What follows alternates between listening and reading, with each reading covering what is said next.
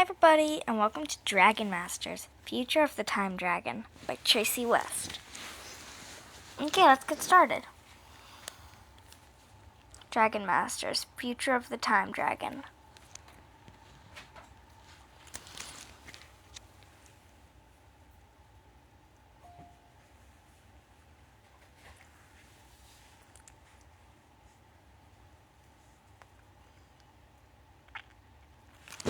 Chapter 1, A Rescue Mission. Eat up, Worm, Drake said. We need to be strong for our next mission. Drake handed another apple to his big brown earth dragon. Worm gobbled it down. Drake and Worm were in the dragon caves in King Roland's castle. Drake had gotten a good night's sleep. His belly was full of eggs and potatoes. He had eaten breakfast earlier with the other dragon masters, Rory, Bo, Anna, and Petra.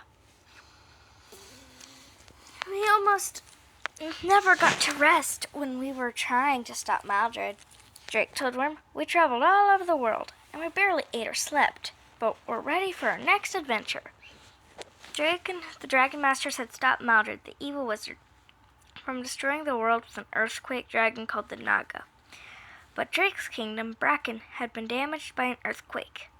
So Drake and Worm had traveled to find the spring dragon. She had brought the land back to life. But one more person still needed their help. Drake, it's time to leave. We have to find Eco, Roar said, running into the caves. Are you ready yet?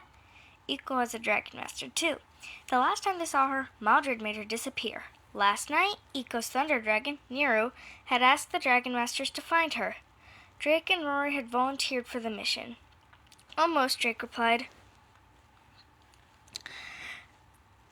He walked over to Nero and gave him an apple. The purple dragon gulped it down. That should do it. Ready, Worm? The bright green dragonstone Drake wore around his neck glowed. It meant he was connecting with a dragon. Every dragon master wore a piece of the stone. He heard Worm's voice inside his head. Ready. Finally, Rory said. She let her fire dragon, Vulcan, out of his cave. Let's go. Chapter 2, The Wizard's Hideout. Drake, Worm, Rory, Vulcan, and Nero all made their way over to the training room. Griffith the Wizard was waiting for them there. So were Anna, Bo, and Petra. Echo went missing from inside Maldred's hideout, so we should begin our search there. Griffith said. Drake, can Worm get us there? I can do it, Worm told Drake. The hideout is located in a magical space, but I can connect to the energy you left behind when you were there. Drake nodded to Griffith. He can. You three must watch over the castle while we are gone, Griffith told Anna, Bo, and Petra. We will, said Bo. Good luck, Petra added. Anna ran over and hugged Rory. Drake touched Worm. Rory touched Vulcan and Worm. Griffith touched Nero and Vulcan. Now that they were all connected to Worm, they could transport. To Maldred's hideout, Drake cried. Green light exploded. Drake's stomach flip-flopped. When the light faded, Drake blinked. They were in a room filled with potions and books. Maldred's workshop. We made it, Drake cried, patting Worm. Eco, are you here? Rory called out. Her voice echoed through the tall, round tower. A spiral staircase led from the bottom floor all the way to the top. We should search one floor at a time, Griffith said. Drake shivered. Even though Maldred's not here, this is still a spooky place. Rory nodded. I'm glad we trapped him in that bottle. And I'm really glad that bottle is hidden deep inside the earth, Drake added. I hope Maldred never gets out, Rory said. Suddenly, Drake felt an eerie feeling that somebody was watching them. Yes, Drake agreed. Let's hope he stays trapped forever. Then Drake heard Worm's voice inside his head. Nero can sense Eco. He says she is at the top of the tower. Eco is upstairs, Drake cried. Chapter 3, The Weird Wall. They all hurried to the top of the tower. Drake gazed around. The light was dim, but he could see a design of painted faces on the curved wall. Jake remembered the strange wall from when he and Rory had first come to the hideout. Eco, where are you? Rory called out. Nero can't see Eco, but he feels her, Worm told Drake. Nero says he can feel Eco, Drake said. He can't see her, but he's sure she's here. Did Mildred make her invisible? Griffith, meanwhile, had moved closer to the wall. He stared at it. This is very interesting, he said. I know some of these faces. They are wizards. Drake gave the faces on the wall a closer look. They were men and women. Some of them wore pointy hats. Some of the men had long beards like Griffith's. None of these faces look happy, Rory remarked. They all look scared or angry. Did Mildred paint this wall? Drake asked. I fear it is much worse, Griffith replied. He pointed to a face on the wall. A man with a long mustache. This is Berg of the Misty Mountains. He went missing 20 years ago. We always suspected that Mildred had something to do with it. Rory frowned, thinking. He went missing, and now his face is on Mildred's wall. Griffith nodded. Mildred must have used a dark magic to trap these wizards inside the wall. Rory turned pale. If you trap people inside this wall, then maybe... She ran around the circular hallway, looking at the wall. Drake followed her. She stopped quickly, and then Drake skidded to a stop behind her. Rory pointed at the wall with a shaking hand. Staring at them from the wall was the face of a young woman. Her mouth was open in shock. It's Eco! Rory yelled. Chapter 4. Strong Magic. Drake stared at Eco's face on the wall. Goosebumps popped up on his arms. She's trapped in the wall, he realized, looking out at us. Griffith and the dragons crowded around.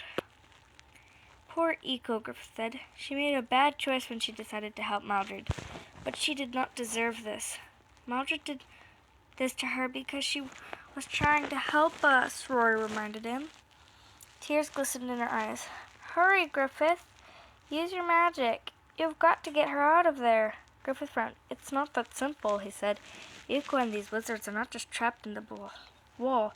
I believe they are trapped in time as well. Berg does not look any older than he did when he first went missing. Can you cast a spell to free them? Rory said. The wizard shook his head. Mildred used very powerful magic to do this. Drake thought about when they had been in trouble before. Many times, a dragon had solved that problem. Is there a dragon that could help us? The wizard stroked his beard. That is an excellent thought, Drake. There is a time dragon in the land of Cascor. He may be our only hope. Let's go to Cascor, Rory cried. I will stay here and search Mildred's workshop for the spell he used to trap Eco and the others. If I can find it, maybe I can undo it, Griffith said. Nero wants to stay here too, Worm told Drake. He wants to watch over Eco. Drake glanced at the Thunder Dragon. Nero was staring sadly at the wall. Nero is going to stay here, Drake told the others. Fine, said Rory, but can we please hurry and get to Cascor? Of course, Drake replied, but Cascor is a big place. How will we find the Time Dragon? Come with me. There should be maps in Mildred's library, Griffith said. They returned to Mildred's workshop at the base of the tower. Griffith quickly found a map of Cascor. The Time Dragon lives on top of this mountain, Griffith said, pointing. Drake leaned over to look at the map. Worm, can you get us there? He asked. Yes, Worm replied. We're ready, Drake told Rory. As he touched Worm with one hand, he felt an itch on his neck. He tried to scratch it, but the itch was already gone. Rory placed one hand on Vulcan and one on Worm. Worm, please transport us to the Time Dragon, Drake commanded. Chapter 5. The Dragon in the Mountains. They transported to Cascor in a flash of green light. Drake immediately started shivering. He looked around. They were surrounded by huge snowy mountain tops and a bright blue sky. In front of them stood a white house with a red peaked roof. Behind it rose a tall tower made of stones blue as the sky. The tower looked out over a forest of green trees and a shimmering blue lake. "It's beautiful here, and cold," Rory added. "Now let's find that dragon." As he spoke, a blonde-haired boy stepped out of the house. He wore a black vest over his white shirt. His black pants were tucked into his brown boots, and a green dragonstone glittered around his neck. "What are you doing here?" the boy asked them. "We're dragon masters, just like you," Drake replied. "We're here because we need your help. We need the time dragon to break a spell that trapped people in time," Rory added. The boy grinned. "Looks like you're in the right place at the right time," he said. His dragonstone glowed and he closed his eyes. A few seconds later, he opened them. "Maj, the time dragon, says he will see you," the boy said, "and I am Lucas, his dragon master." Drake and Rory introduced themselves. "Now I will take you to meet Madge," Lucas said. Then they followed Lucas to the stone tower. "I have a question for you." "Why did the man throw the clock out the window?" he asked as they walked. "That's a strange question," Rory said. Lucas smiled. "He wanted to see time fly. Get it? It's a riddle." Rory groaned, but Drake smiled. "Lucas seems friendly," he thought. Lucas opened the tower door and they stepped inside, followed by the two dragons. A very tall clock stood in the center of the room. It was not like any clock Drake had ever seen. It had 3 clock faces with many gears spinning behind them. The first face was a big circle with lines around it and 2 spinning hands. Above the first face, the second had numbers and 3 hands. The third, smallest face was above the second face. It had just 1 hand that was shaped like an arrow. Strange symbols were painted around the face. Perched above the clock was a dark blue dragon with red spikes. He had leathery wings, 4 legs, and a snout curved like a bird's beak. Madge, this is Drake and Rory. They are dragon masters," Lucas said. The time dragon's body glowed with blue light. Then streams of light flowed from his eyes and zapped Drake and Rory. Drake's whole body felt tingling. "What's happening?" he cried. Chapter 6. Anytime, any place. The bright blue light kept streaming from the time dragon's eyes. "Tell your dragon to stop," Rory yelled. "Nash is just taking a look at your past," Lucas said, "to see if you have caused harm to others." The blue light faded and Drake's body stopped tingling. "I have good news," Lucas says. "Nash says you both have good hearts. He will hear your story." Drake looked up at the time dragon. "An evil wizard named Maldred trapped our friend and some wizards inside a wall in his hideout," Drake began. "And our wizard Griffith says they're trapped in time," Rory continued. "Griffith says that you might have the power to break the spell," Drake said, "because you are a time dragon." After a few seconds, Lucas's dragonstone glowed again.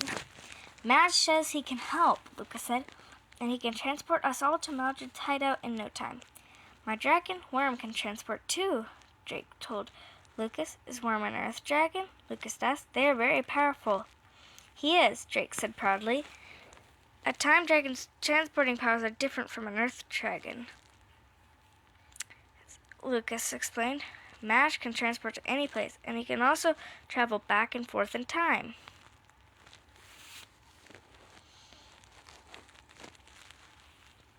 Rory was looking up at Madge. "Why is he sitting on a clock?" "Madge's very first dragon master was a clockmaker," Lucas explained. "If you ask me, having multiple dragon masters is just weird. He built the clock to help train Madge and sharpen his powers. The clock helps Madge transport to more exact times and places than he can go to on his own." "Wow, that is a pretty amazing clock," Drake said. "It is, but it needs a lot of care. I am learning to be a clockmaker myself," Lucas replied. "As Madge's dragon master, it is my job to keep the clock running smoothly."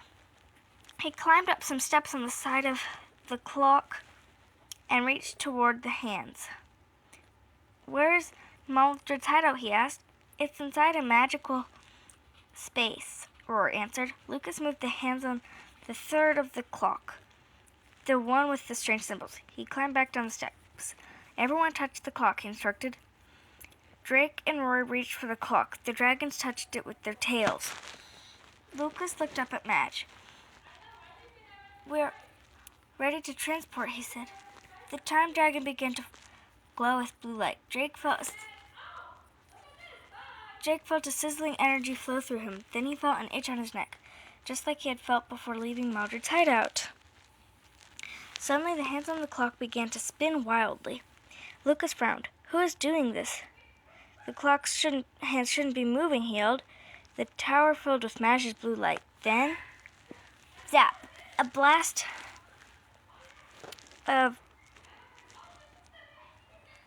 invisible energy sent Worm, Rory, Vulcan, Lucas, and even Madge flying off the clock. Drake felt like he was spinning. Thump! Drake landed in the dirt. He blinked. He was no longer in the tower. He wasn't in Mildred's hideout either. He was in an onion field.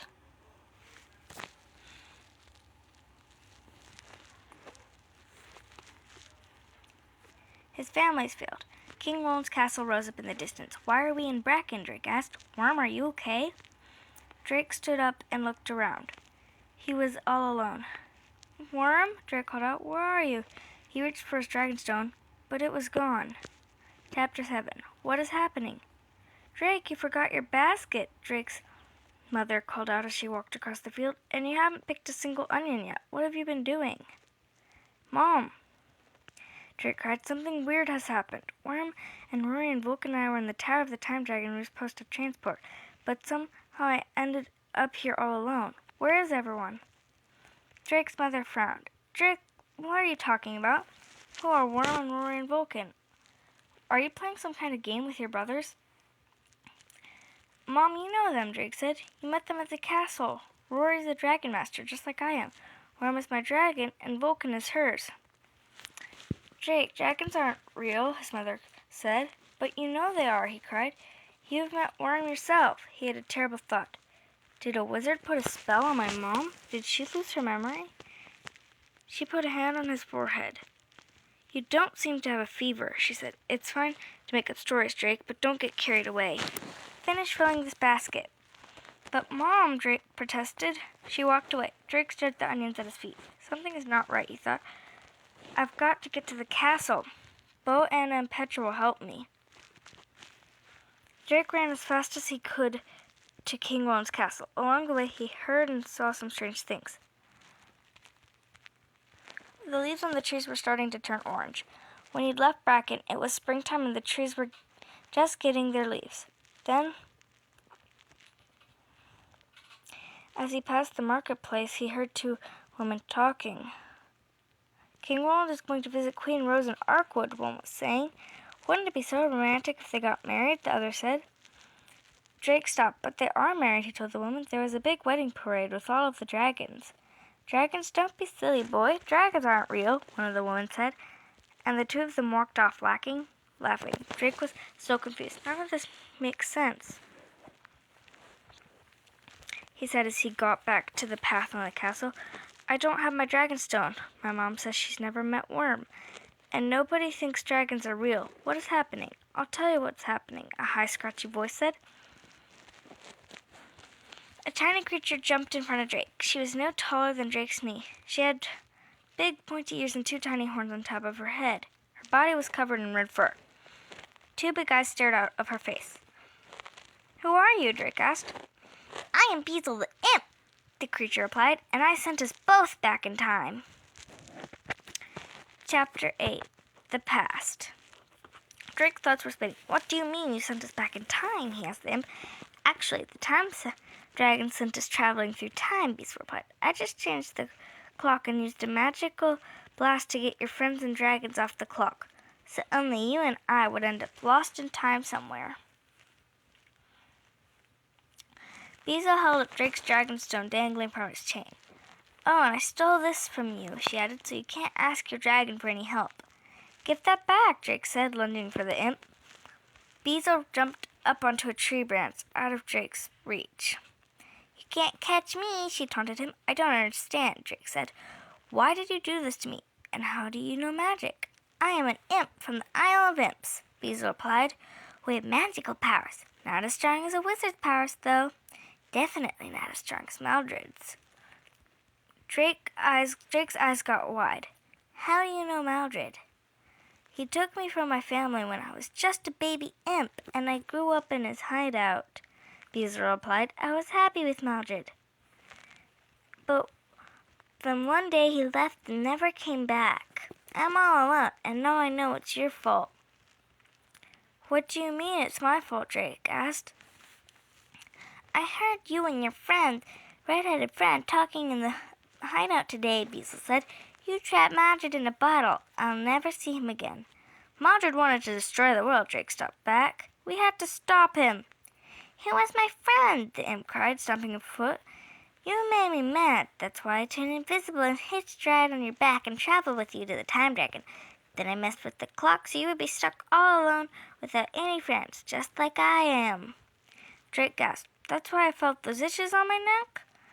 Beezle grinned. Yup, pretty cool, right? I love turning invisible. Wait, I show you. She squeezed her eyes shut, grunting. Then her eyes flooded open. Rats, it's not working. That big blast drained my magic. Drake gazed around him. So now we're in the past, he said. That's right, Beezle said with a grin. I wasn't sure where we would end up, but I like how it turned out. You haven't met your dragon yet, or any of your friends. You're not Jake the Dragon Master. You're just a regular boy. Drake thought quickly. I can still go to the castle. I'll talk to Worm. He will understand, even if he doesn't recognize me. I can fix this. Ha! Beezle snorted. You can't talk to Worm without your dragonstone, remember? She dangled it again. Drake thought quickly. I guess you win, he said. He turned his back to her. Hee hee, Beezle cried. That was easy. Drake spun around. He shook the tree branch. Beezle tumbled off. Hey, she yelled. Drake yanked his dragonstone out of her hands. Then he picked up a wooden bucket from a nearby well and dropped it on top of the imp. He topped it with a heavy rock. Sorry, he said, but I need to find Worm and figure out how to get back to my time. Drake ran to the castle as fast as he could. Chapter 9, Sneaking In. Drake came up with a plan as he ran. The training room guard, Simon, usually naps around this time of day, he remembered, looking up at the sun, and Griffith and the Dragon Master should be busy in the classroom, so I'll sneak inside Worm's cave and let him know I need his help. Drake walked over the stone bridge leading into the castle. 2 guards stood at the end of the bridge, watching people enter. Drake spotted a man pulling a cart of potatoes. He ducked behind the cart and followed it inside. He made his way through the castle halls. He walked through past paintings and statues and people in fancy clothes. Then he reached the stairs. He walked down and down until he came to a big stone door. The door was cracked open and Drake peeked in. Simon the guard was leaning against the wall, snoring. He's napping, just as I thought. Drake tiptoed past him. Drake heard voices coming from the classroom. Dragons can combine their powers, Griffith was saying. Ooh, Anna cried. Shu and Capri could combine their powers to make a rainbow. We should try it, Bo agreed. This is boring, Rory complained. Can we go outside now? I can't let them see me, he thought. I just need to talk to Worm. Drake held his breath. He tiptoed past the open door. Luckily, his future friends had all his eyes on Griffith. Then Drake ran into the tunnel that led to the dragon caves. Just before he reached the caves, a streak of blue light zoomed past his face. He looked behind him. Griffith stood in the tunnel, pointing at Drake. Blue sparks of magic flashed on the end of his finger. Stop right there, he commanded. Chapter 10. Find the truth. Griffith, let me explain, Drake said. My name is Drake. I'm a dragon master, and I am here because of Maldred's imp. The wizard's eyes narrowed. but he did not lower his finger. How do you know of Mildred? What kingdom are you from? And who is your dragon master? Worm, oh, my dragon doesn't have a name yet, but he's an earth dragon, Jake began. You see? Griffith took a step closer to Drake. That dragon doesn't have a dragon master. He pointed to the dragon stone around Drake's neck. Did you steal that? No, I didn't steal anything, Drake replied. I'm not Worm's dragon master yet, but I will be in the future. How can you be from the future? Drake asked. We went to see the time dragon of the land of Cascor for help with the mission, Drake explained. Mildred's imp messed with the clock and we were sent back in time. To this time. Griffith lowered his finger. Interesting, he said. You may be telling the truth, but how can I be sure? You could have been sent here by Mildred to trick me. I would never help Mildred, Drake said. Griffith ran.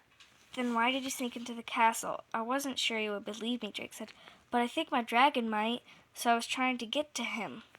There is only one way to find out if you are telling the truth, Griffith said. Let's go to the dragon caves. Chapter 11. Will we connect? Drake and Griffith walked farther into the tunnel. Drake looked down at his dragonstone. Will Worm and I be able to connect, he wondered. When they reached the end of the tunnel, Drake ran to Worm's cave. The dragon was curled up, sleeping. Hi there. I know you don't know me yet, but it's me, Drake said. I'm your dragon master. The dragon lifted his head. He stared at Drake with his big green eyes. I'm from the future. That's why you don't know me. You see, today I was sent back in time, Drake explained, but in the future we'll go on lots of missions together, and I know about your special powers. Griffith frowned. I do not know if this will work, Drake. Even if the dragon does have great powers, he said, I don't think you can expect to have a strong enough connection to. Suddenly, Drake's dragonstone began to glow brightly green. He heard Worm's voice clearly inside his head. I feel like I know you, Worm said. Drake answered him. That's because we are good friends. I can feel our connection, Worm said. I believe you. Drake turned to Griffith, who was staring at the dragonstone's wide eyes. I see your dragonstone is glowing, the wizard said. I believe you now. Drake smiled. Thanks. I am just not sure what to do next. I know that my dragon and I can transport anywhere in the world together, but he can't travel through time. I may have a solution, Griffith said. Ask your dragon to transport you back to Cascor. Then you can ask the time dragon to send you back in time, to your time. Drake nodded. That might work, he said. Hopefully I'll see you in the future, Griffith. Wish me luck. Good luck, the wizard said. Drake reached into Worm's cave and touched his neck. Please transport us to the home of the time dragon in the land of Cascor, Drake said.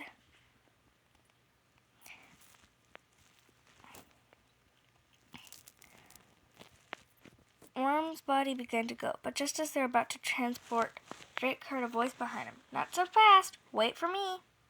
Beezle zoomed into the dragon cave. The imp jumped on top of Griffith's head, knocking off his hat. Beezle Weasel will always win it, she cried. Empty your head this very minute. Griffith blinked. No, Drake yelled. Beezle jumped onto Drake's back as the cave filled with Worm's green light, and they transported in a flash. Chapter 12. Upside Down. Get off me, Drake cried when they appeared in Cascor. They were in front of the White House and the stone tower. Beezle jumped on his back. Thanks for the ride. What did you do to Griffith before we left? Drake asked. Is he okay? I just wiped his memory of the last 5 minutes, she said. I don't want him coming to help you again. Drake shook his head. Why do you have to be so mean? He asked. You know why, Beezle replied. Anyways, you were pretty clever, sticking me under the bucket, but it didn't take long for my powers to come back so I could escape. Beezle looked around. Now I guess you came here so you could get back to your time. Not if I can help it, she cried. She spun around. Flip, flop, feet on top. Drake's body lurched up into the air, then turned upside down. Stop that, Drake yelled. Beezle grinned. No way, this is fun. Beezle, put me down, or I'll tell Drake said, or I'll tell Worm to what? Blast me? Beezle said. You'll still be stuck in this spell. Please, Beezle, Drake pleaded. I want to get home to my friends. Beezle crossed her arms. Why should I help you do that when I have lost my friend, thanks to you? You can live with me and my friends, Drake said. Beezle shook his head. No way, not after what you all did to Mildred. I can't imagine missing Mildred. Drake thought, but then he remembered that the workshop was the only home the imp had ever known. Except Drake looked over at Worm. He had a thought. What if Worm transported you to the Isle of Imps? Drake asked Beezle. There would be other imps there. You could find your family. Beezle said. That is not a bad idea. So will you put me down? Drake asked. She nodded. It's a deal. Drake grinned. Then Beezle chanted again. Feet back down on the ground. Drake's body flipped in the air, and then he slowly landed on the grass. Now let's find Lucas and Madge and get me back to the future, said Drake. He rushed into the stone tower, followed by Worm and Beezle. Back to the future. Drake looked around. Lucas was not in the tower, but Madge was perched on his clock, just like before. Drake asked Worm to explain his story to the time dragon. Madge's body began to glow. Blue beams shot out of his eyes and hit Drake, just like they had when Drake first saw Madge. Drake's body tingled. A moment later, Drake's dragonstone glowed. He heard Worm's voice in his head. Madge says no explanation is necessary. Madge knows you from the future. He will send you back there. Great, Drake said. But there's something you must do first, Worm said. Lucas is away. So Madge says you must move the hands of the clock. He sent a picture to Drake's mind of how the clock should look.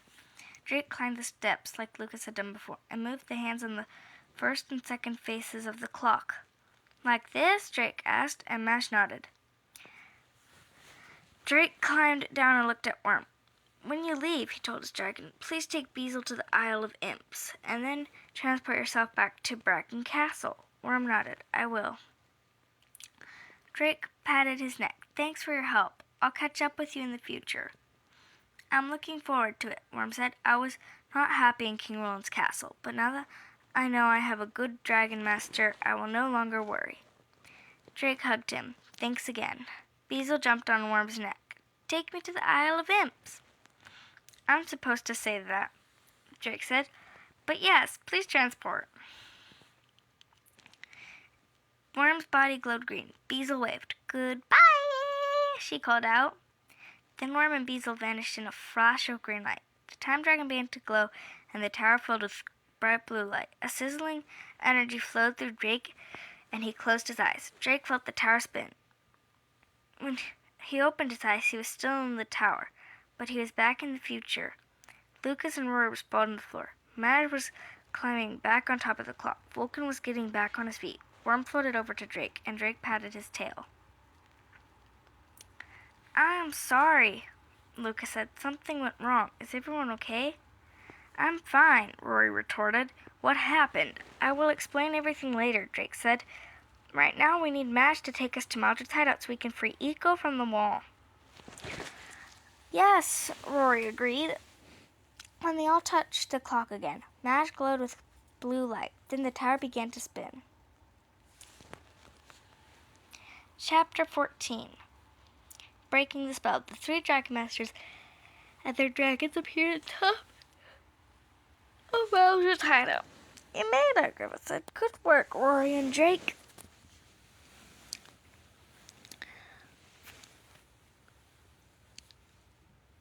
He knows me, Drake thought. I'm so thankful to be back in my own time. There was a little problem, but we made it, Drake replied. Griffith turned to Lucas. You must be the Time Dragon's Dragon Master. Yes, I am Lucas, the boy replied. He smiled at Griffith. What do you get if you cross a wizard with a blizzard? Before anyone could answer, Lucas said, A cold spell, get it? Griffith laughed. Clever. Lucas ran his fingers across the faces. Wow, he said, I can feel the wall tingling, like they're alive in there. They are alive. They're just trapped in time, Rory said. Now can you and Madge please rescue Eco? She glanced over at Nero. He was still staring sadly at Eco's face. When Madge breaks the spell, he will free everyone trapped inside the wall, Lucas said. Not just Eco. I thought so, Griffith said. He held up a book. I found Mildred's journal. He lists all of the wizards he has trapped in the wall. I haven't finished reading the list, but Mildred's enemies were both good and bad. Some evil wizards could go free. We have to take that chance to save Eco, Rory said. Rory's right, Jake agreed. Then let's proceed, Griffith said. Lucas looked at his dragon. Madge, please break this time spell, he commanded. Madge's body glowed. Blue light swirled from his eyes. It hit the wall and then began to ripple around the top of the tower. It lit up all the faces. The light grew brighter and brighter. Wizards, their whole bodies glowing blue, stepped out of the wall. The light began to fade. Wizards filled the hall. Tall wizards and short wizards. Wizards with beards and wizards with curly hair. Old wizards and young wizards.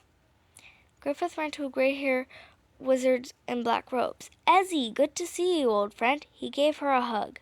Drake spotted a wizard with long red hair. Her furry robes looked familiar. Then she snapped her fingers. Poof, she disappeared. Poof, poof, poof. Poof! More wizards used magic to disappear. Then one tall, black-haired woman, not wearing wizard's robes, stepped out of the wall. Eco! Rory cried. Chapter 15. On the list. Eco hugged Nero. The dragon nuzzled her with his furry snout. How did you find me? She asked. Her dragon's tongue glowed green as Nero answered. Eco turned to Rory. Thank you for saving me, she said, hugging her. We had to, Rory said. You saved me and Drake from Mildred.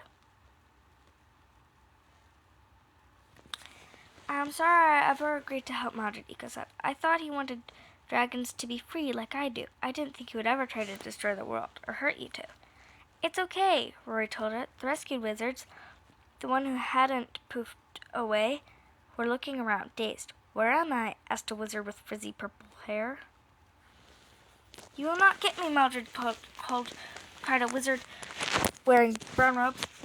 He swirled around, waving his wand. Griffith's voice boomed over the crowd. Calm down, everyone. Mildred trapped you in time, but you are not in danger anymore. Mildred is not here and you are free. We can help you get home. The wizards all began to talk at once. Follow me, Griffith said. We'll sort this out. He led them downstairs. Was it scary inside the wall? Rory asked Eco. Not really, Eco said. I knew I was trapped, but it only felt like seconds. How long has it been? And where is Mildred? It's a long story, Rory said. Lucas interrupted them. And now you have plenty of time to tell it, he said. This is Lucas and his time dragon, Mash, Drake told Eco. They're the ones who really broke the spell. Thank you both, Eco said. You're welcome, Lucas said. He turned to Drake and Rory. Mash and I must return home, but you should visit us when you can. Sure, Drake said. I'm sure we'll have good time. Lucas grinned. Then Mash's body glowed, and they transported back to Casgore. Drake, Rory, and Eco brought their dragons downstairs to Mildred's workshop. They found Griffith leafing through Mildred's journal. A few wizards were standing around the desk, drinking tea. These are wizards who, like me, can't magically transport, Griffith explained.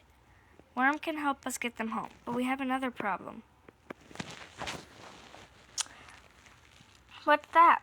Drake asked. Griffith tapped the book with his finger. There are definitely evil wizards on this list. Some of them are even worse than Mildred, Drake asked. And now they're on the loose. Yes, I'm afraid so, Griffith replied. What do you think they'll do? Griffith shook his head. I don't know, but we must be ready to stop them. I will help you, Eco said. Griffith smiled. It is good to have you back, Eco. Rory smiled. Evil wizards don't stand a chance against the Dragon Master, she said. Drake nodded. We'll be ready for them. Yeah. Thank you, everybody, for reading Dragon Masters.